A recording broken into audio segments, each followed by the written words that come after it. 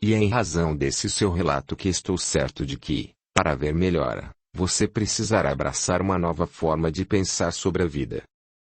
Entenda que, agora, temos de buscar a possibilidade de cura por meios não convencionais, pois, como estava dizendo, nada consta em seus exames, e, mesmo assim, o senhor está doente. Isso não é normal. É verdade, doutor. Nisso o senhor tem razão. Como posso estar neste estado sem nada ter? Prometo pensar no caso e telefonar, se mudar de ideia. Azevedo saiu intrigado do consultório do médico. Não sabia mais o que fazer. Já tentara de tudo, e nada. Sua saúde agravava-se dia a dia. E, para piorar sua situação, nos últimos tempos, sonhava direto com Ivete e Leonora. Hoje, ele se perguntava como pôde ter coragem de abandoná-las como fez. Lembrando-se do que o médico havia lhe falado, se o senhor perdesse o seu emprego e nada conseguisse para substituí-lo, não iria desejar que os outros pudessem compreender o seu esforço e vê-lo como um ser humano que se encontra em dificuldade. Percebeu, envergonhado, que se afastara delas sem lhes dar qualquer chance. Mas o que incomodava mais ainda era o pensamento de que, se ele estivesse desempregado, Ivete jamais o teria abandonado. Disso ele tinha certeza. Pensou que deveria fazer algo por elas. Agora que estava bem melhor financeiramente, precisava reencontrá-las. Apesar de sair do consultório determinado a fazer algo por sua antiga família, conseguiu superar os seus medos somente após uma semana daquela consulta, dirigindo-se à cidade onde viveram. Pedro, ao seu lado, enviava todo tipo de pensamento para que lhe temesse reencontrá-las. Ao mesmo tempo, porém, em que somos influenciados em nossos temores, somos impulsionados por aqueles que sabem o que é o melhor para nós. De um lado Pedro, trazendo-lhe dor e sofrimento. De outro, os amigos espirituais, incentivando-o a reconciliar-se com o seu passado e, por consequência, consigo mesmo. Azevedo conseguiu chegar, surpreendendo-se, porém, ao deparar-se com outra família morando em seu barraco. Se alguém sabia o paradeiro de Ivete e Leonora não queria lhe dizer. Até Carolina, vizinha antiga e muito amiga de sua esposa, dizia não saber para onde elas foram. Mas ele sentia que ela estava mentindo, porque olhava com muito desprezo, e esse desprezo pesou forte em sua consciência. Ao mesmo tempo em que foi uma decepção para ele não as encontrar, também foi um grande alívio. Na estrada, ao se dirigir à sua antiga residência, Pedro sentia que os seus medos se agravavam, o que o fazia pensar em que tipo de reação elas teriam. Seu coração batia forte e sentia uma angústia quando as imaginava chorosas e agressivas com ele, expulsando-o da casa e de suas vidas de novo. Pensava no quanto seria humilhado por elas, e isso o fazia querer dar meia volta e não as procurar mais. Ele somente não desistiu, porque, no fundo, não poderia culpá-las. Azevedo não conseguia se desvencilhar desses pensamentos. A única certeza que tinha, após essa procura em glória, era de que ele nada sabia sobre a família que abandonara, e era evidente que isso o incomodava demais. Pedro, ao seu lado, não lhe dava trégua. Ria dele, porque achava que Azevedo merecia aquele sofrimento, pois, se tivesse cumprido a sua promessa desde o começo, não precisaria passar por nada daquilo. O que Pedro não percebia, porém, era que, na verdade, todo aquele processo pelo qual seu subjugado era alvo, dava-lhe força e vontade para que iniciasse uma conscientização de si mesmo rumo ao seu crescimento íntimo. Capítulo 60. Azevedo, que chegou ao limite de suas forças, depois de muito pensar com a ajuda de seu mentor e de seus amigos, e de muito sofrer com a influenciação torturante de Pedro, resolveu ligar para o médico e pedir o endereço do local que ele lhe falara. Iria tentar de tudo. Pedro, vendo que suas investidas estavam perdendo terreno, foi buscar, com alguns conhecidos espirituais, outros métodos para manipular e escravizar ainda mais o seu alvo. Aqueles tormentos, entretanto, estavam perdendo a graça para ele. Somente continuava no seu propósito, porque sentia que, se não o fizesse, estaria traindo a filha que tanto amava. Então, no consultório médico, após uma conversa demorada sobre as coisas do espírito, Azevedo recebeu de seu médico um livro intitulado Evangelho segundo o Espiritismo, de Allan Kardec.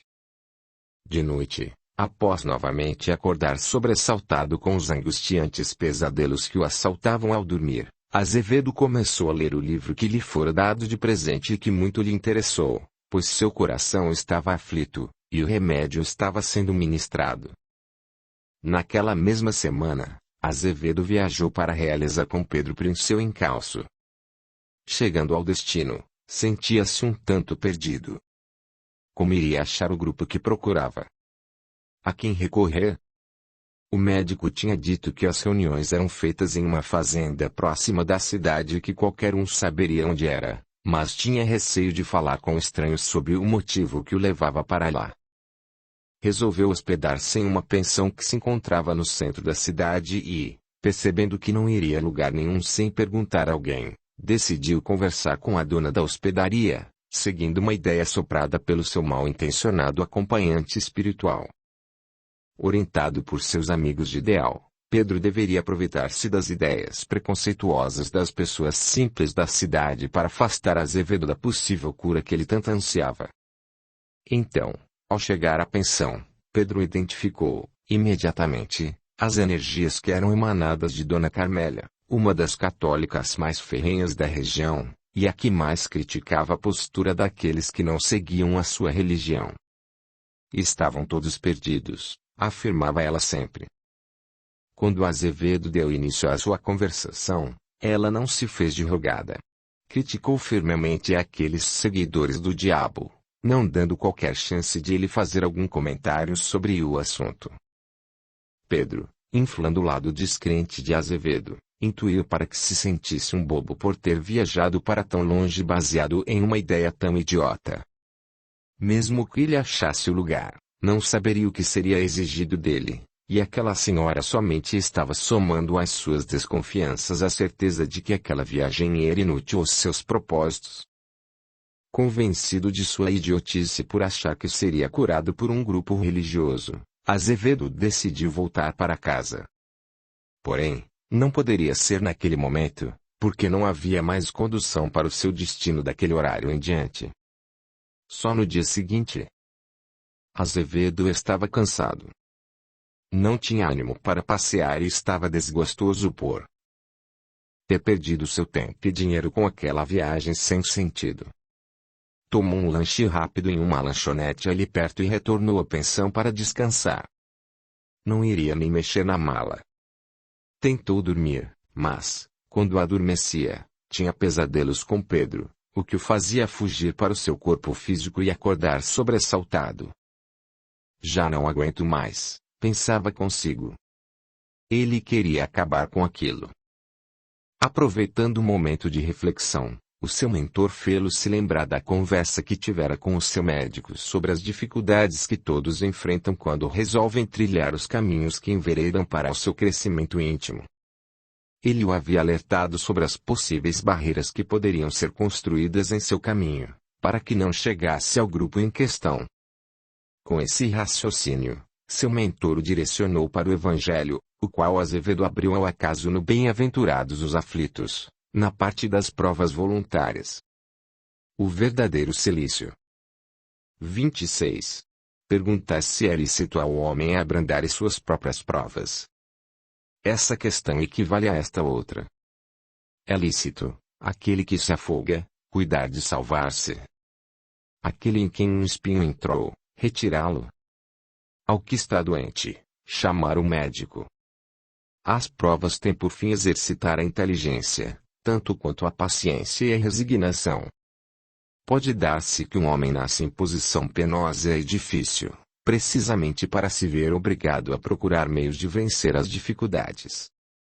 O mérito consiste em sofrer, sem murmurar, as consequências dos males que lhe não seja possível evitar, em perseverar na luta, em se não desesperar, Se não é bem-sucedido, nunca, porém, numa negligência que seria mais preguiça do que virtude. Azevedo não precisou ler mais nada, convenceu-se de que iria ficar mais alguns dias.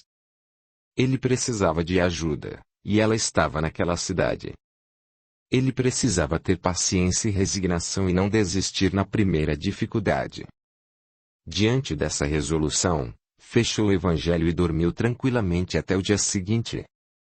Após o café da manhã, sob os olhares de insatisfação de sua anfitriã, que, ao questioná-lo, ouviu responder que não iria embora ainda, Azevedo se dirigiu à praça da cidade e, sentado em um dos bancos, observou o movimento da rua. Seu médico havia mencionado que as reuniões se davam aos sábados bem cedo. Por isso, Azevedo fez sua viagem na quinta, para que, na sexta, pudesse se situar no lugarejo. Curioso como simpatizara com o local, mas, receoso de se deparar com outra Carola, não falava para mais ninguém sobre o que viera fazer ali. Muitos moradores atentos, porém, vendo na praça, vieram, por educação e curiosidade, cumprimentá-lo e puxar assunto. Para todos, dizia que estava ali a passeio. Um deles, o dono da mercearia, seu Osório, até afirmou que devia conhecê-lo de algum lugar, pois sua fisionomia não lhe era estranha. Imaginou Azevedo que aquele senhor só queria puxar assunto, pois isso seria impossível. Por serem muito simpáticos, Azevedo também perguntou por suas vidas, seus afazeres. E todos respondiam com a simplicidade que lhes era peculiar. E, sem serem perguntados, sobre a vida dos outros também. Conversa vai, conversa vem, o assunto grupo espírita acabou saindo e ficou sabendo que o médico da cidade era um dos que participavam dele. Para distraí-los da sua verdadeira intenção, disse: "Nossa, tem um médico aqui tão próximo. Desde ontem, estou com uma dor de cabeça que não passa.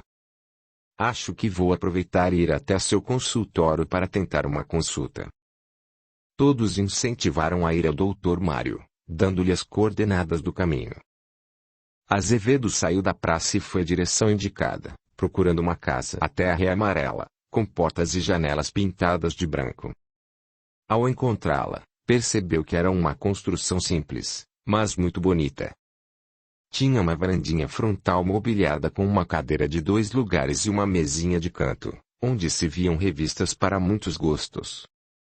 Adentrando na sala de visita, a simplicidade continuava reinando com sofás de 3 e 2 lugares de couro branco e 2 mesas de madeira de centro de canto fazendo complemento. De frente à porta, a mesa da secretária, com 2 cadeiras, demonstrava o ambiente profissional daquele consultório que, naquele momento, estava cheio de pacientes esperando. Ela logo o cumprimentou e perguntou-lhe o que desejava. Fingindo seu mal-estar, disse que desejava ver o médico. Ela pediu que esperasse um pouco e foi ter com o Dr. Mário. Poucos minutos depois, após fazer seu registro, ela solicitou que entrasse. Azevedo, agradecido, entrou na sala do médico, com o qual simpatizou imediatamente. Sem titubear, o paciente foi logo se desculpando. "Doutor, peço desculpas por ter usado de um falso pretexto para poder conversar com o senhor. Não estou com a doença que narrei para sua secretária, mas, sim, interessada em assistir às reuniões do grupo espírita do qual o senhor faz parte, pelo menos foi o que me disseram na praça. Na verdade, estou muito doente, sim, mas ninguém, nenhum médico, consegue diagnosticar o que tenho. Todos os exames apontam uma saúde que não porto. Então, o último médico que visitei me indicou tentar métodos de cura não convencionais. E, apesar de toda a minha incredulidade, quero tentar para ficar bom." Com um sorriso, Dr. Mário se prontificou a levá-lo ao grupo no dia seguinte, sem questionar sobre os seus problemas, o que agradou muito a Azevedo, pois ainda não estava muito certo sobre nada do que estava fazendo. Da mesma forma que o seu Osório, quando viu Azevedo pela primeira vez, Dr. Mário pensou já conhecê-lo, mas, Sendo ele de fora da cidade, deveria ser somente impressão. Marcaram horário e o lugar para se encontrarem no dia seguinte, e Azevedo se levantou para sair, pois o consultório estava cheio, e aquele simpático médico, ocupado. Agora, nada o faria mudar de ideia. Estava mais firme no propósito de se ajudar. Após sair dali, foi almoçar e, no seu quarto, continuou a ler o Evangelho, o que lhe fez muito bem. Já era tarde e tinha perdido o horário do jantar, mas não se importou. Estava feliz com os sentimentos que o preenchiam.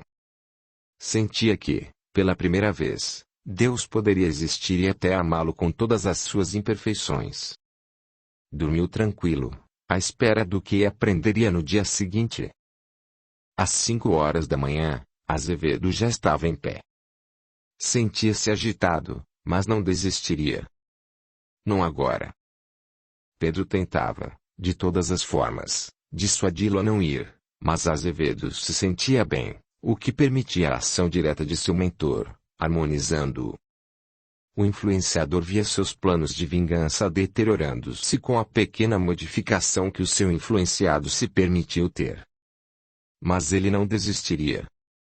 Acharia uma forma de sugá-lo para a escuridão. Às 7 horas, Dr. Mário encontrou-se com ele onde combinaram, e foram para o grupo, que já se encontrava repleto de pessoas. Deixando-o bastante à vontade, Dr. Mário foi se integrar ao trabalho, ajudando os demais na arrumação do grande salão. Lá, todos eram iguais, não se diferenciando pela profissão ou poder financeiro que possuíam. A reunião foi excelente. Azevedo muito aprendeu com a palestra e com as manifestações mediúnicas que ocorreram.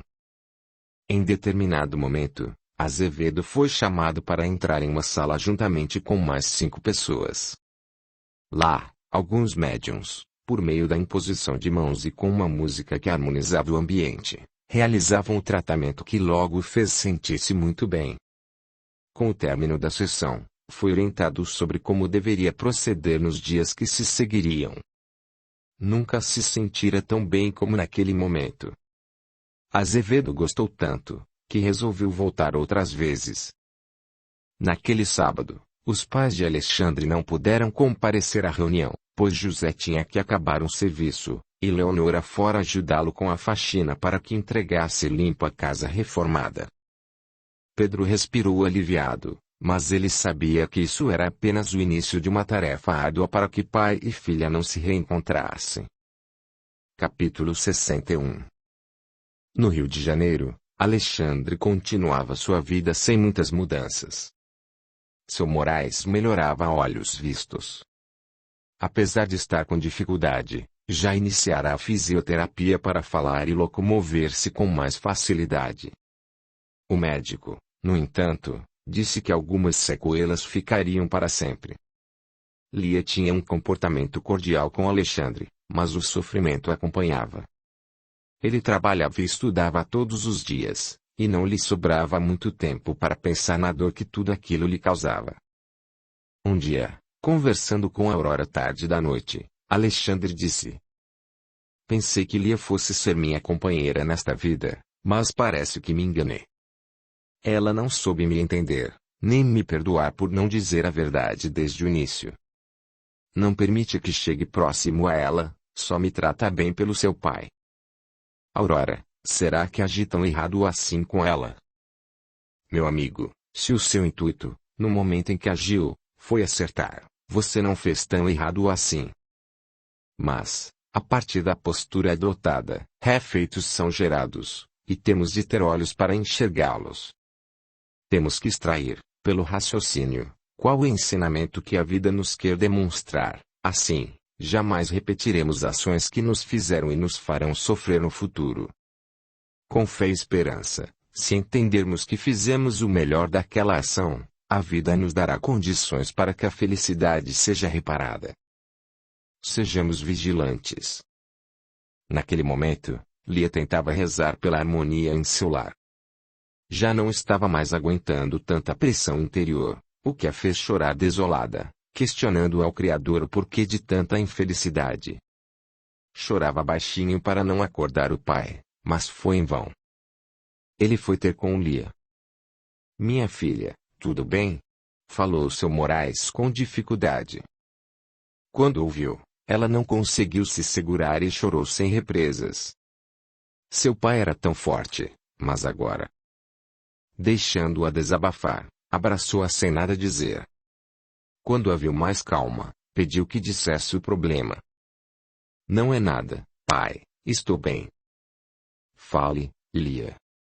Você nunca escondeu nada de mim. Resolveu, então, desabafar com o seu velho pai.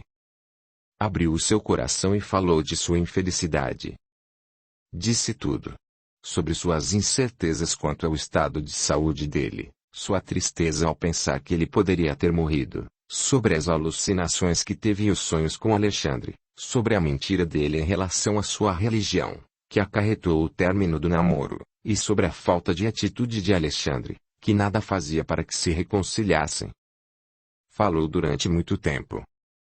Desabafou todos os sentimentos que estavam lhe fazendo muito mal.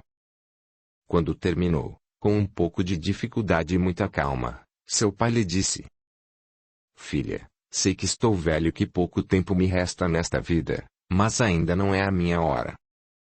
Talvez eu tenha demorado demais para contar-lhe sobre a experiência que tive enquanto estive em coma, mas também achei que você iria acreditar que eu tinha perdido a minha sanidade. Não, meu pai. Jamais poderia pensar isso do senhor. Sei que está bem e que suas limitações são mais físicas do que mentais. Então, minha filha, abra o seu coração e a sua mente para o que vou lhe contar. Seu Moraes limpou a garganta, respirou fundo e disse: Quando estava em coma, vi a vida por um outro aspecto. Eu estava em coma no corpo, mas o meu espírito estava livre. Pude participar de uma vida esquecida por nós quando estamos na matéria. Lá, pude conversar com muitos amigos que morreram antes de mim, inclusive com sua mãe. Ela continua mais linda do que nunca. Seu Moraes parou um pouco de falar, como se estivesse admirando alguém à sua frente. Eva estava a lhe sorrir. Mas como Lia não havia, ele continuou. Nesta experiência, muitos foram os esclarecimentos que tive sobre a vida e sobre mim mesmo, mas também aprendi muito com você, porque, mesmo estando longe, sentia seu desespero e acompanhava sua dor. Você brigou com um rapaz que a ama profundamente por ele não lhe ter falado que acredita em algo que você desconhece. Parando de falar e olhando diretamente em seus olhos, o pai disse serenamente: Para falar a verdade, filha, fico surpreso por você ainda não compreender os motivos pelos quais ele não lhe contou sobre isso antes. Colocando-me no lugar dele, eu faria o mesmo. Pai, exclamou ela, sentida. É verdade, filha. Acredito que ele teve medo de lhe falar porque, desde o início, você contou a ele suas crenças e que não era de aceitar algo diferente. Então, sendo ele um rapaz inteligente e amando-a, estava guardando um momento propício para lhe contar. Quando ele achou que estava mais preparada para entendê-lo, porque você teve provas da existência do mundo espiritual e relatou isso a ele, com detalhes, dizendo que tinha visto o trabalho belíssimo realizadas para o meu socorro, ele se abriu, e você não aceitou e, pior, expulsou de sua vida. Lia escutava o pai de cabeça baixa. Seu Moraes a fez olhá-lo nos olhos. Confiando em você, ele tentou falar sobre as suas verdades, e você o colocou de lado, como se tudo o que ele é se resumisse na religião que ele professa. Tenho certeza de que, se ele não contou a você sobre ser espírita antes, foi porque teve medo de sua reação. O pior é que você, com a sua atitude, só demonstrou que ele estava certo em não lhe contar. Minha filha, eu, mais do que ninguém, temia o relacionamento de vocês, porque ambos vêm de mundos diferentes e terão de enfrentar muita intolerância da sociedade em que vivemos, mas ele já demonstrou que é alguém de muito valor, e isso a gente não acha em qualquer lugar. Lia abaixou o olhar. Estava sendo difícil ouvir aquilo tudo de seu pai. ela também já pensara nisso. No fundo, ela também tinha medo da reação dos outros, mas seu amor por Alexandre a faria enfrentar 1000 barreiras para estar com ele. Então, por que não agir assim na primeira dificuldade? Pensou ela. Seu pai a chamou à razão. É com dor no coração que digo que, se você não mudar de atitude, mesmo ele amando muito, vai perdê-lo por um orgulho bobo e por ignorar um assunto que eu, por experiência própria, posso dizer que é real. Após um curto espaço de tempo, em que parou para respirar e deixá-la pensar, seu Moraes continuou. Depois do coma, posso escutar e ver os espíritos, e um deles, Lia, é a sua mãe. Sei que você pode pensar que estou louco, que perdi a lucidez, depois do que irei relatar, mas estou mais lúcido do que nunca e jamais pude enxergar tanto como agora. Vejo quanto fui egoísta acumulando e não dividindo. Sua mãe sempre teve um sonho. O de criar um centro de auxílio para famílias em situação de miserabilidade. Quando estávamos enamorados, ela me contou este seu sonho, e eu, apaixonado, prometi a ela que, quando tivéssemos condição, este sonho ganharia corpo. Mas confesso que eu falei da boca para fora. Eu queria conquistá-la. Por muitos anos, ela me cobrou a concretização de seu sonho, e eu sempre argumentava com algum obstáculo a ser transposto. Ela, coitada, desistiu. Agora, percebo que esse sonho era para minha redenção, não a dela. Por isso, gostaria que você e Alexandre me ajudassem neste empreendimento. Lia ouvia seu pai que, apesar das dificuldades motoras que ainda possuía, não tinha manifestado quaisquer distúrbios mentais. Então, ele só poderia estar falando a verdade, o que significava que ela também não estava louca quando viu o que viu. Você não entende o porquê de Alexandre nada fazer para reatar com você, mas eu imagino. Ele ou acredita que a vida é sábia e que, se ele fizer por onde, respeitando-a, ela lhe fornecerá o momento para que ele haja sem agredir você e o seu livre-arbítrio. Sim, você é livre para escolher e, infelizmente, escolheu o caminho da dor quando resolveu escutar o seu orgulho, e não o seu amor. Você, mais do que ninguém, sabe o valor desse rapaz. Eu lhe pergunto. Será que o brilhante deixa de ser pedra preciosa quando cai na lama? Nesse caso, minha filha, a lama é a sua ignorância e o brilhante, aquele rapaz. Abandone sua postura e pare de fazer 3 pessoas sofrerem. Você, Ellie. E eu. Seu Moraes estava muito cansado, mas foi preciso que falasse a sua filha aquelas verdades. Eva o apoiava, e ele não deixaria sua Lia na escuridão. Deu um beijo em sua testa e saiu do quarto, porque ela tinha muito no que pensar. Alexandre estava na cozinha, tomando café, quando Lia apareceu. Ela evitava ir até lá cedo, pois sabia que o encontraria. Quando a viu, seu coração disparou de saudades, mas somente lhe desejou um bom dia e continuou a fazer o que estava fazendo. Serenamente, Lia retribuiu-lhe o desejo e, sentando-se à mesa, disse-lhe: Você poderia me dispensar alguns minutos? Gostaria de conversar com você. Vendo que ele se sentara para escutá-la, continuou: Primeiramente, gostaria de pedir desculpas pelo modo como venho agindo ultimamente. Pode não parecer, mas eu não me porto assim normalmente. Alexandre disse não ter nada a desculpar, pois entendia que ela estava passando por um momento difícil. Bem, eu também gostaria de saber, se você puder me explicar, por que não me contou suas crenças antes. Alexandre não esperava que ela fosse retomar esse assunto, mas, esperançoso, explicou. Lia, eu bem que tentei falar sobre esse assunto antes, mas não consegui por vários motivos, dentre eles, o de temer perdê-la. Sabia o quanto você valoriza sua religião e realmente acreditava que não me compreenderia na minha.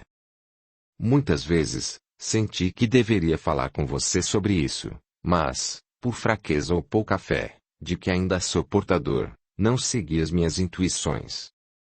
Hoje, pago por isso. Lia ouvia Alexandre sem nada dizer e assim permaneceu quando ele terminou.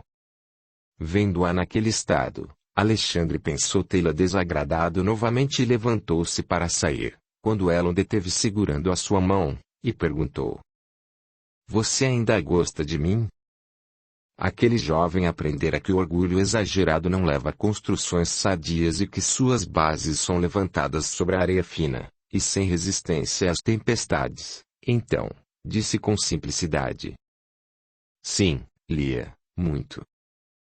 Então, Alexandre, ensine-me essas coisas em que você acredita para que eu possa compreendê-las e, assim, aceitá-las como verdades para mim também. Eu amo muito e se, para estar com você, eu preciso abrir meus olhos e ouvidos para um outro mundo, uma nova realidade, eu o farei.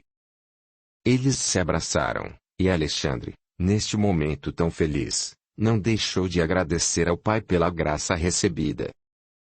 Capítulo 62. Pedro estava desolado. Não acreditava no que via. Azevedo ficava melhor a cada dia. Depois da reunião que participou em Realeza, Pedro não mais conseguiu atormentá-lo como antes.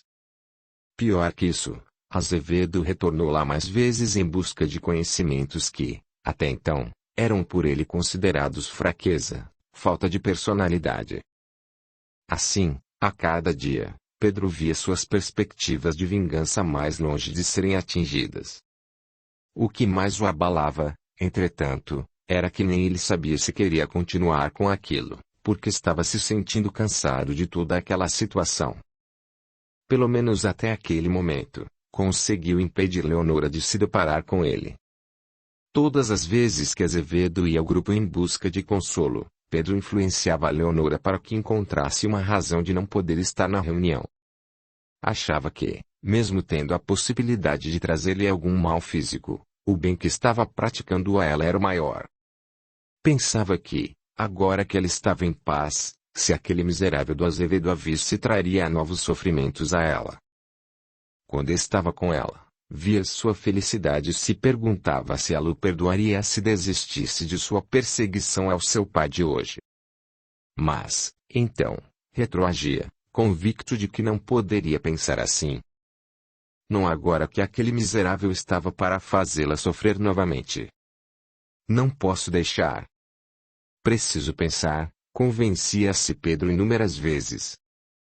Nesses momentos, Pedro não estava só. Irmãos abnegados estavam com ele, tentando fazê-lo equilibrar-se em seus ideais. Buscavam destacar aos seus olhos, e fazê-lo não esquecer, a felicidade de Leonora, mostrando-lhe que suas metas não tinham fundamento. Os atuais pensamentos de Pedro já lhes confirmavam uma possível mudança. A esperança estava no ar. Azevedo, após alguns finais de semana dispersos de tratamento e muita conversa com o Dr. Mário, nas vezes em que voltou à Realeza, pôde retornar ao seu lar mais equilibrado e com potencial de se fazer um aprendiz do Evangelho. Em sua cidade, após uma luta íntima ferrenha para não sucumbir aos ataques de Pedro, Azevedo ingressou numa casa espírita não tão perto de sua residência, onde se transformou em um assíduo frequentador. Adorava assistir às palestras, buscando aplicar a si mesmo os ensinamentos trazidos. Dificilmente, saía de lá sem ter algo precioso para sua reformulação íntima.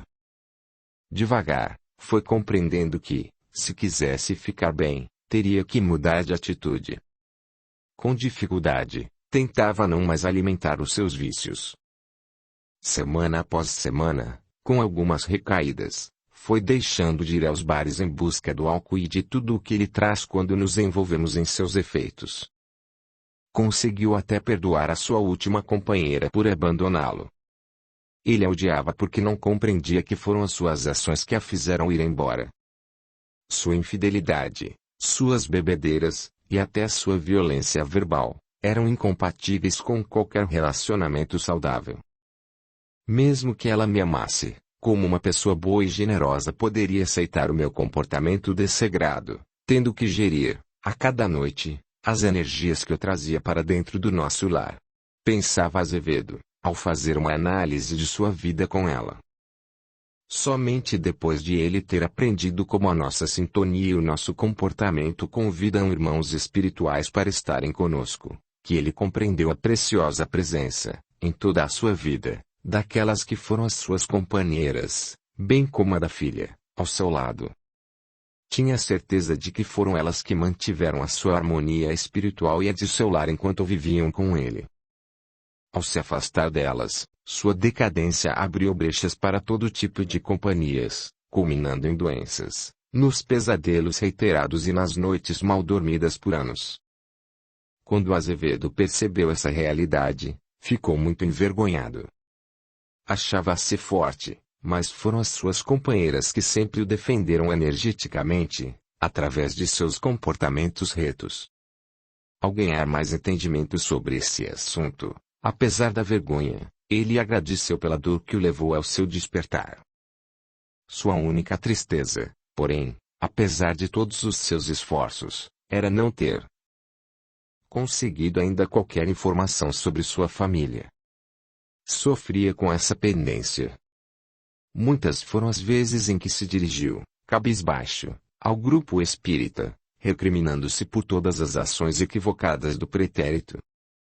Trazia o peso de não saber como sua esposa e filha estavam hoje. Pensava em Leonora. Ela era uma criança quando foi abandonada. Ele pegou a sua mala e não olhou para trás. Ouviu o choro dela, mas não se importou. Queria se livrar daquele peso e conseguiu. Agora, arrependia-se amargamente, porque o peso moral que carregava era muito maior. Pensava em qual seria a reação da filha se o visse, será que o perdoaria? Após muitas orientações recebidas no grupo espírita, ele resolveu entregar nas mãos de Jesus. Mas, sem saber do desencarne de sua esposa Ivete, dizia para ele em suas orações: se eu possuir algum merecimento para um reencontro, Jesus, não importa a reação delas, serei o homem mais feliz do mundo. Capítulo 63.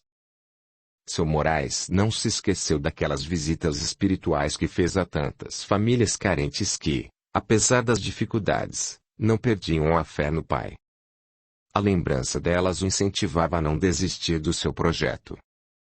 Quando se sentiu mais fortalecido, iniciou todo o planejamento para a construção de uma fundação cujo objetivo maior era auxiliar a população carente, com creches, escolinhas de esportes e música, bem como cursos profissionalizantes para jovens e adultos que, por dificuldades diversas, não puderam terminar o segundo grau e estavam desempregados. Para incentivo dos novos possíveis investidores e trabalhadores voluntários, começou aquele projeto sozinho. Ele tinha recursos financeiros para isso, mas sabia que a espiritualidade maior não desejava que o projeto fosse concluído somente por ele.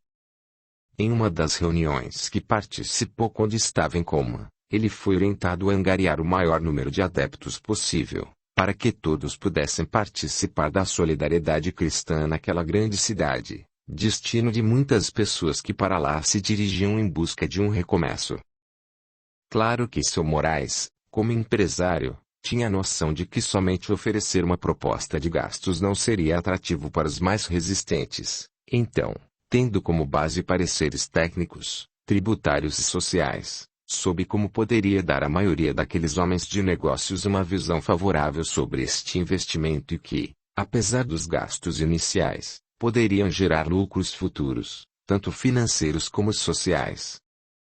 Um benefício, por exemplo, era angariar profissionais realmente capacitados para suas empresas quando os alunos terminassem seus cursos.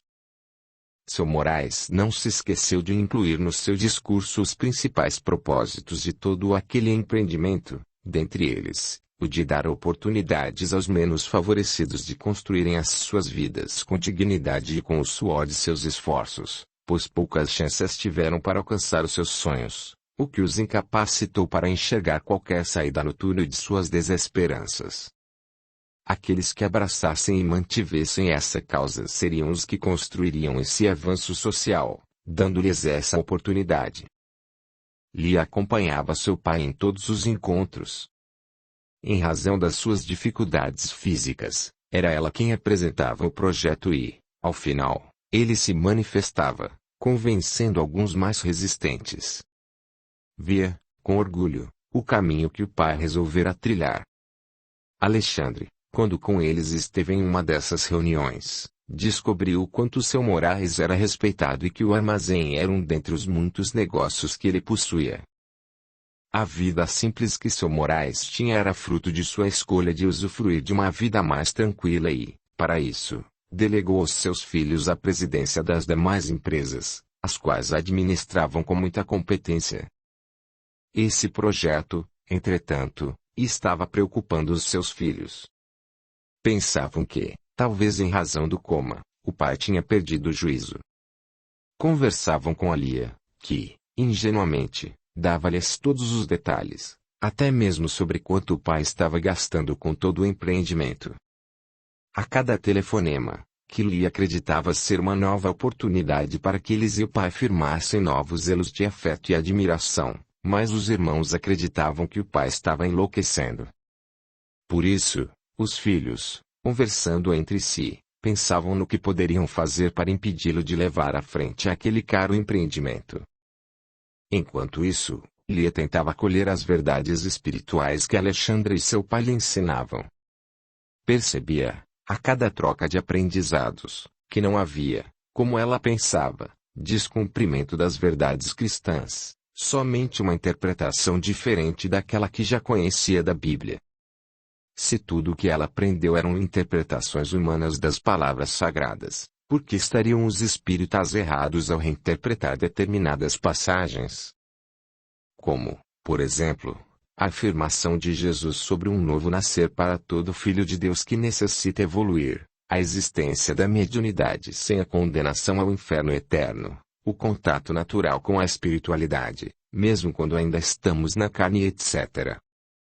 Aqueles aprendizados se firmavam debaixo de muitos questionamentos feitos com raciocínio, cujas respostas eram absorvidas pela coerência que nelas enxergava. Mas, apesar de muito feliz com tudo o que estava acontecendo, Lia sentia um vazio no peito que não conseguia definir. O fato é que, quando nos abrimos ao aprendizado, a vida nos oferta os caminhos para afirmá-los. Assim, em um sábado pela manhã, quando Alexandre e Lia iam visitar uma amiga dela que estava adoentada, descobriram, através de um deslize de seu irmão menor, que ela estava frequentando um grupo espírita. A doente, sabedora do pequeno nível de aceitação do espiritismo e de como Lia encarava aquele assunto, disse-lhes sem graça, quase pedindo desculpas pela cara de surpresa que seus visitantes fizeram: "Não se preocupem. Meu irmão não sabe o que está falando." Alexandre e Lia olharam-se com cumplicidade, sorrindo, e esta lhe disse: "Amiga, o que aconteceu para que você precise ir a um grupo espírita?" Percebendo que não tinha saída, a anfitriã, muito incomodada, respondeu: "Por favor, não nos julguem por isso, mas minha família e eu começamos a frequentá-lo porque já não sabíamos mais o que fazer. Eu comecei a ter uns probleminhas." "Devem ter sido muito graves", disse Alexandre, incentivando-o a contar. Ao contrário do que ela pensou, Lia a tranquilizou, afirmando ser também simpatizante da doutrina espírita. "Desde quando?" perguntou-lhe a amiga. "Desde que conheci Alexandre, meu pai teve a experiência do coma." Mais tranquila, a enferma contou a sua história. "Sabe, tudo mudou quando comecei a ter algumas reações muito estranhas. Do nada, apagava, por vários minutos, sem me lembrar do que fazia ou falava, fazia ameaças à minha família porque queria sair sozinha e beber, mas eu não bebo. Nunca, sabe? A minha família estava ficando muito preocupada comigo, porque, ao procurar os médicos, eles queriam me internar como louca. Tentando evitar isso, e como último recurso, buscamos todo e qualquer tipo de ajuda, até as não convencionais, e foi quando descobrimos esse lugar. Depois que começamos a frequentar, os surtos não aconteceram mais." "Então, você é médium", afirmou Alexandre. Acho que sou, concordou.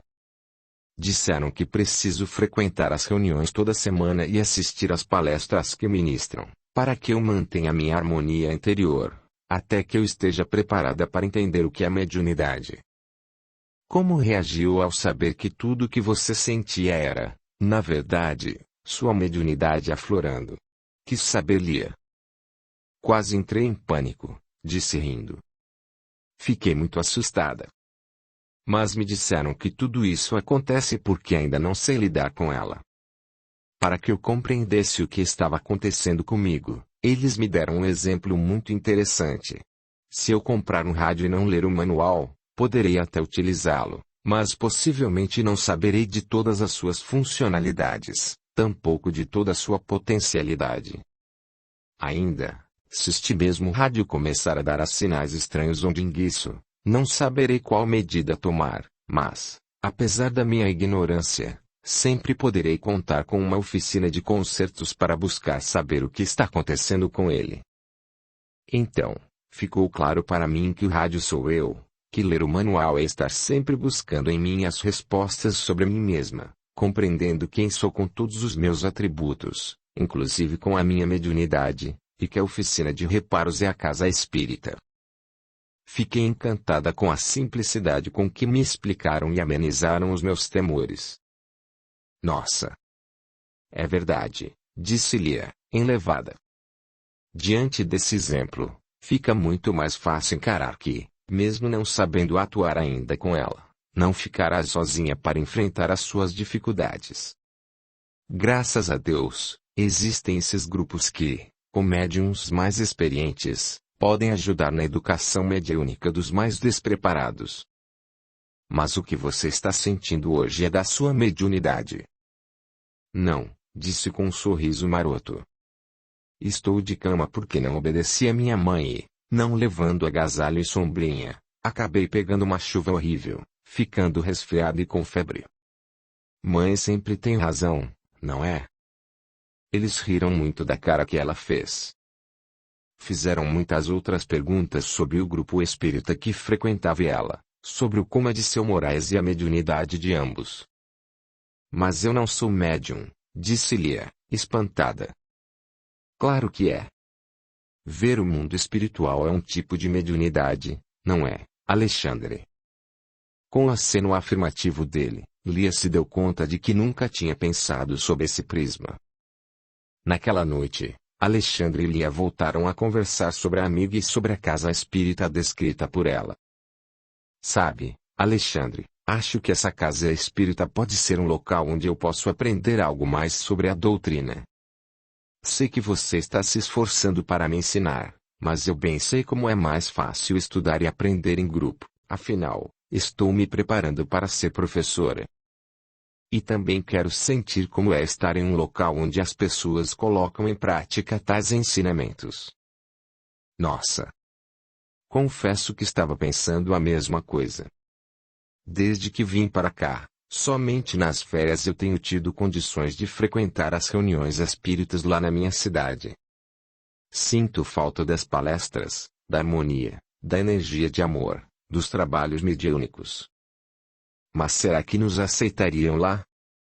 Como em uma igreja, todos podem entrar para desfrutar das benesses do amor do Cristo em uma casa espírita.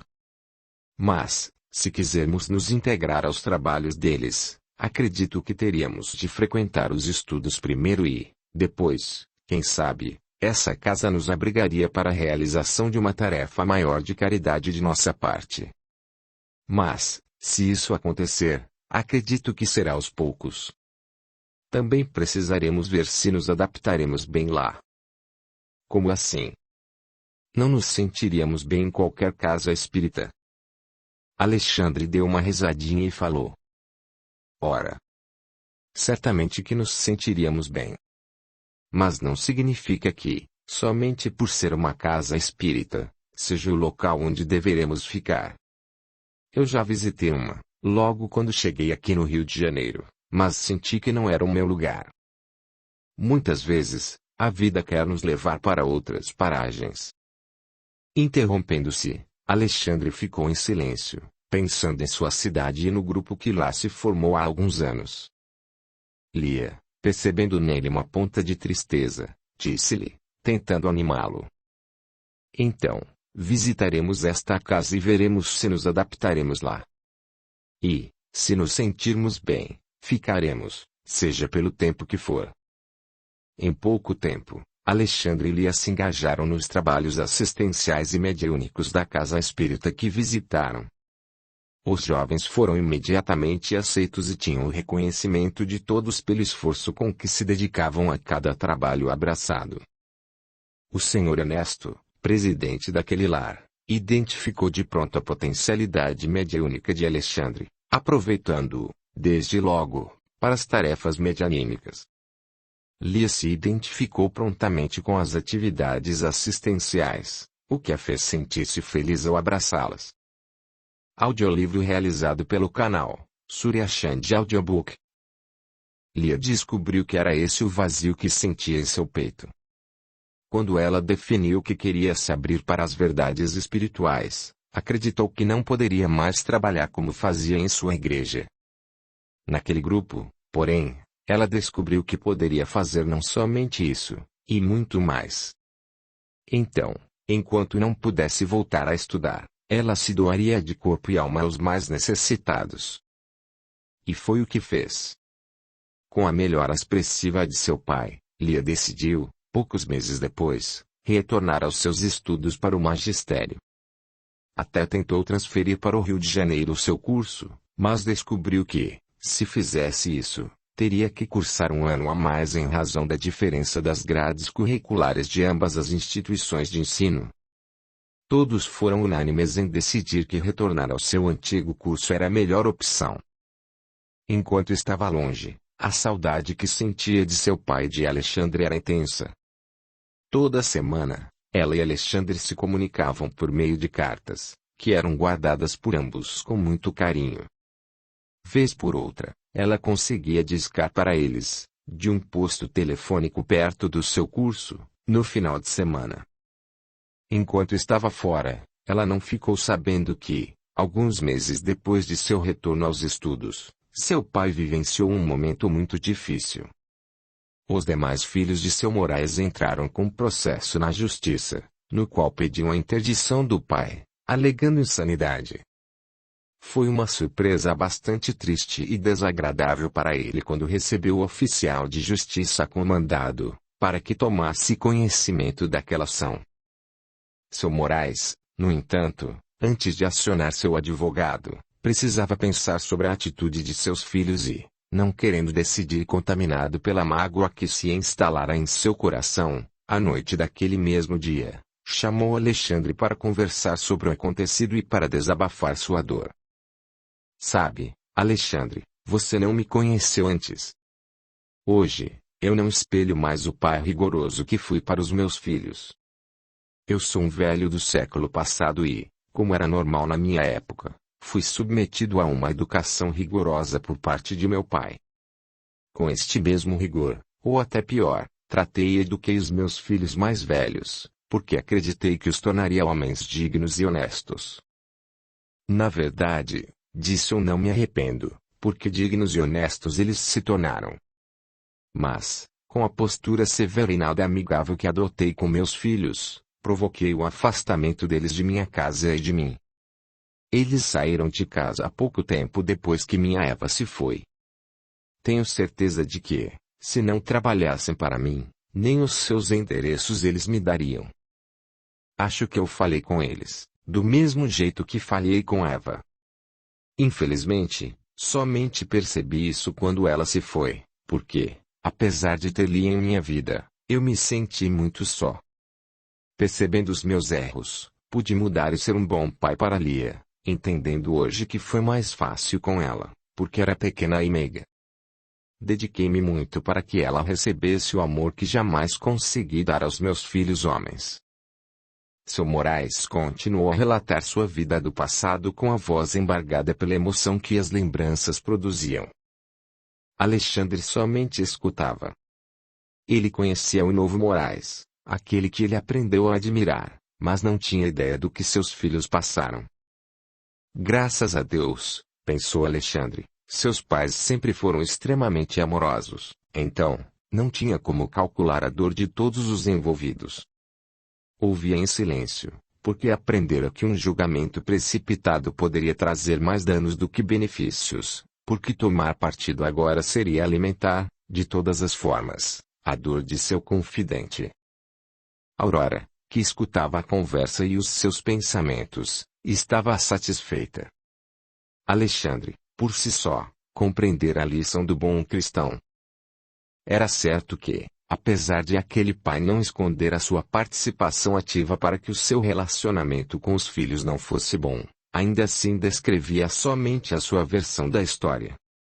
Se Alexandre tomasse as dores do amigo, poderia, com a sua total falta de conhecimento de todos os fatos, alimentar em seu Moraes a semente da revolta, que quase brotou no coração do jovem amigo pela ingratidão e injustiça dos filhos, já que esse pai se esforçou muito para mudar e que, apesar de exigente, generosamente deu àqueles filhos que o abandonaram a oportunidade de presidirem as suas empresas, demonstrando o quanto confiava neles e os amava. Se Alexandre não podia verbalmente justificá-lo, da mesma forma não poderia condená-lo por suas atitudes do passado, porque estraçalharia o seu já culpado coração, além de cometer uma injustiça maior, exigindo dele algo que, naquela época, ele não teria condições de fazer. Eva, que também estava ali acompanhando aquele desabafo, estava orgulhosa do seu antigo companheiro. Somente ela sabia o quanto sofrera com o rigor de seu marido. Com ela, apesar de amoroso, não aceitava ser contrariado, rejeitando suas intervenções, principalmente quando se tratava dos filhos. Quantas vezes, ela teve de ir ao quarto deles, levando escondido algo para eles comerem, porque o castigo aplicado em razão de alguma pequena estripulia era a surra de cinto e ficar sem almoço ou jantar. Nas mínimas coisas, eles eram castigados e julgados com impiedade, o que os levou a se transformarem em jovens tão tristes e rigorosos quanto o pai. As lembranças de seus filhos pequenos, com lágrimas escorrendo pelas faces, perguntando o porquê de seu pai ser daquele jeito e de não os amar, faziam-na se lembrar do quanto se angustiava. Tudo o que eles faziam não era suficiente para que o pai os elogiasse. Abraçar, nem pensar. Esses comportamentos de seu marido estraçalhavam seu coração materno, mas tentava recompensá-los com muitos conselhos, carinho e afago. Por isso, quando ela se foi, não havia mais motivos para que eles ficassem naquele lar. Todos eles se foram, com exceção de Amália, que ficou porque ainda era uma criança. Eva não levou muito tempo para se adaptar ao plano espiritual e, após estar mais preparada, pôde acompanhar a dor de seu antigo companheiro ao se sentir só e abandonado. Tropeço após tropeço, ele mudou muito. A pior solidão é aquela que sentimos na alma, que nos impede de enxergar as pessoas que temos ao nosso redor. Com o desencarne de Eva, e com a saída de seus filhos, seu Moraes não suportava o silêncio ensurdecedor em seu lar. Amália lá estava, mas o barulho que ele procurava não podia encontrar nela. Com o tempo, recebendo todo o amor de Lia, tornou-se um pai amoroso, mas jamais conseguiu se reaproximar dos demais filhos para que eles enxergassem a sua mudança. Por mérito próprio, cada filho seu se tornou presidente em suas empresas, porque seu Moraes entendia que eles precisavam provar que eram merecedores daquela função. E, mesmo sendo justa tal medida, cada um deles novamente acreditou que esse rigor se dava pela falta do amor paterno em relação a eles. O que eles não entendiam, e seu Moraes jamais explicou, era que, na área em que atuavam, se eles não provassem o seu valor, jamais ganhariam a confiança e, por consequência, a liderança entre os seus próprios empregados. Tudo isso somado, somente os afastava mais e mais de seu pai. Em sua transformação, seu Moraes se esforçava para elogiá-los pela sua competência e merecimento, mas eles não se comoviam ou se aproximavam. Todo contato, com raras exceções, que os filhos mantinham com ele era de cunho profissional e, se seu Moraes iniciava uma conversa mais pessoal, era logo cortado. até mesmo um contato maior com seus netos lhe era negado. Tudo isso era muito doloroso para o coração daquele velho pai e avô. Após colocar sobre a mesa todas as suas dores, frustrações e arrependimentos, seu Moraes finalizou a conversa, dizendo baixinho: "Acho que mereci ser alvo deste processo." Cabisbaixo, despediu-se de Alexandre e foi se deitar. Na cama, estava se preparando para orar, quando viu uma luz se formando e, no cantinho do quarto, estava Eva, sorrindo para ele. Foram poucos segundos, mas o suficiente para que tivesse certeza do que precisava fazer. Não poderia se esquecer de seus propósitos, e, se agora ele tinha que antecipar seus planos para lidar com os filhos, que Jesus o abençoasse, para que lhe fizesse o melhor. Seu Moraes orou, deitou-se e dormiu com o coração mais leve. Seu Moraes chamou seus advogados e, após todos os procedimentos e esclarecimentos jurídicos prestados, disse que, estando tudo pronto, queria que eles providenciassem um encontro dele com os filhos. Se eles forem reticentes, digam que quero falar sobre uma herança deixada pela mãe. Ao serem contatados, os filhos de seu Moraes afirmaram, um por um, que tudo o que eles tinham para falar o fariam na justiça, mas, quando se viram confrontados sobre o assunto da herança, resolveram encontrá-lo. No dia e hora marcados, estavam todos sentados na sala da casa de sua infância, em frente ao seu pai. Alexandre atendeu a porta e saiu para que tivessem privacidade. Ao entrarem na sala, ficaram extremamente surpresos, porque não viam o pai havia muito tempo, e aquele homem impiedoso de suas lembranças infantis, e que alimentava as mágoas em seus corações, parecia não estar mais ali. Seu Moraes estava assentado em sua poltrona favorita, e a imagem que transparecia era de um homem alquebrado pelo AVC, com uma bengala ao seu lado e ainda falando com uma leve dificuldade. Júnior, o filho mais velho, que ficou designado para falar por todos, começou. Pai, estamos aqui porque o Senhor nos chamou. O que quer nos falar? Meus filhos, apesar de todas as dificuldades físicas pelas quais estou passando, a minha sanidade mental está perfeita. Quero que vocês vejam aqui os laudos de 2 médicos de nosso país e um de fora para testarem o que estou alegando. Claro que os meus advogados juntaram tais documentações no processo que vocês protocolaram. Pai, não queremos. Ia dizer um dos filhos, ao ser interrompido por seu Moraes quando viu que eles estavam fazendo menção de ir embora. Mas não é para falar sobre este processo que eu pedi que viessem aqui. Os filhos se ajeitaram no sofá. Estou mostrando estes laudos somente para que vocês me escutem sem pensar que estou insano. Sei que esse processo veio da preocupação que tem por mim. Os filhos, incomodados, movimentaram-se em seus lugares.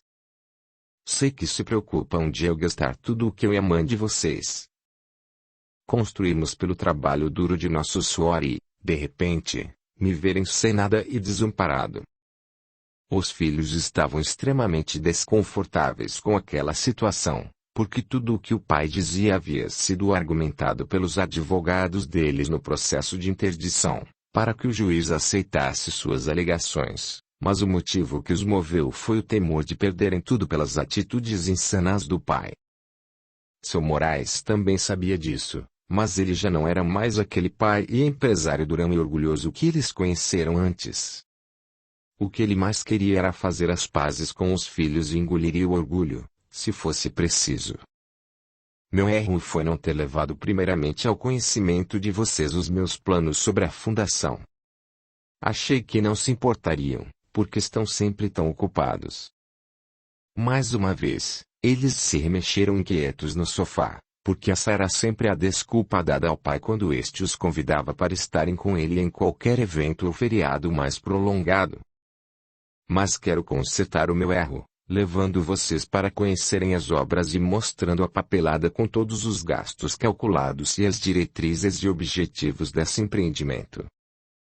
Creio que, como bons empresários que são, irão compreender o porquê de eu ter iniciado o financiamento. Pai, nós não viemos aqui para isso.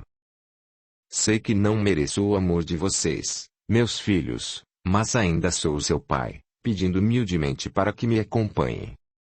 Não menti ao dizer que falaremos sobre uma herança deixada pela mãe de vocês, mas quero falar sobre ela lá. Meio a contragosto, os filhos se levantaram e, quando o pai se levantou de seu lugar com bastante dificuldade, puderam ver, surpresos, e pela primeira vez, a extensão das debilidades provocadas pelo AVC que ele sofrera. Seu Moraes se deslocava com auxílio da bengala, e aqueles que acompanharam o seu restabelecimento sabiam o quão enorme foi seu progresso com a fisioterapia. Para os filhos, no entanto, que se recusaram a vê-lo por todo aquele tempo, mesmo quando estava em coma, era uma visão desnorteadora. Aquele homem, que eles tanto temeram, estava alquebrado e desprotegido. Muitas coisas passavam pelas mentes daqueles homens de negócios, que, antes de tudo, eram seus filhos. O motorista de seu Moraes os levou para as obras da fundação. Lá estavam alguns homens que, quando o viram, vieram cumprimentá-lo com um sorriso grato em seus lábios. A cada vez que alguém vinha lhe agradecer, ele dizia: "Por favor, não agradeçam a mim, mas aos meus filhos, que muito têm nos impulsionado." Os jovens e os não tão jovens trabalhadores olhavam e cumprimentavam aqueles homens, filhos de seu benfeitor, com extrema admiração e gratidão. Estes, por sua vez, estavam muito encabulados por saberem que nada contribuíram para que aquela obra se mantivesse. Quando chegaram ao barracão que estava sendo utilizado provisoriamente como sede administrativa da obra, Tiago, o filho do meio, questionou o pai com um ar de reprovação. "O que está acontecendo, meu pai? Todos esses homens trabalhando em pleno domingo. O senhor sabe o quanto fica caro manter operários trabalhando neste dia da semana." "Meu filho, eles não são operários, são voluntários. A maioria deles tem intenção de se matricular em nossa instituição quando ela se abrir." Na verdade, fui surpreendido com o representante deles vindo aqui, no meio desta semana, e propondo um mutirão para que consigamos terminar o empreendimento a tempo de todos eles poderem iniciar o estudo o mais rápido possível. Aquele, e apontou para um homem que orientava outros em suas tarefas, é o nosso mestre de obras, que terá os filhos beneficiados com os nossos cursos profissionalizantes e, quem sabe, até com um emprego ao final deles. Além de alguns futuros alunos, foi ele quem reuniu alguns dos seus vizinhos e amigos para participarem deste mutirão. Mas o senhor sabe que pode ser responsabilizadas por todos esses homens, que estão trabalhando aqui sem uma carteira assinada. Eu também temi por isso, e recusei o auxílio. Mas ele, no dia seguinte, chegou com o fiscal do trabalho e toda uma papelada para autorizar o mutirão que eles desejavam fazer neste final de semana. Vocês estão vendo aquele homem ali na cantina, todo sujo e sorridente. É o fiscal, que também veio ajudar. Os filhos de seu Moraes estavam surpresos. Para cada lado que olhavam, viam pessoas sorridentes, algumas com aparência de cansadas, mas ninguém parava de fazer a sua tarefa. Até algumas mulheres estavam ali, levando água e suco para os homens trabalhadores. Seu Moraes disse aos filhos: "Eu os trouxe aqui porque quero lhes mostrar algo." Ele os levou a um ponto da obra onde se encontrava o que parecia ser um letreiro todo coberto. "Eu não queria mostrar isso para vocês agora, mas acredito que seja necessário." Seu Moraes, então, pediu aos filhos que o ajudassem a tirar o plástico opaco que cobria o letreiro, que, quando ficou descoberto, possibilitou-lhes que lessem Fundação Eva M. Moraes e, embaixo, a seguinte frase de seu coração, um sonho que se tornou realidade. Os filhos de seu Moraes se surpreenderam. Tinham certeza de que, se o pai não estivesse insano, estava gastando todo o seu dinheiro para ter o seu nome em evidência e ficar para a posteridade. Vendo aquele letreiro, lembraram-se de como a mãe lhes falava empolgada sobre um sonho que ela e o pai deles tinham. Com o passar do tempo, no entanto, descobriram que aquele sonho era somente dela. A cada ano, ela lhes falava da certeza de que, no ano seguinte, eles começariam as obras, mas passava ano após ano, e as obras nunca começavam. Olharam uns para os outros, espantados e emocionados. Eu tenho algumas revelações para fazer a vocês. Vamos nos sentar ali. Apontou para uma série de latas de tinta que ainda não tinham sido abertas e que serviriam de bancos.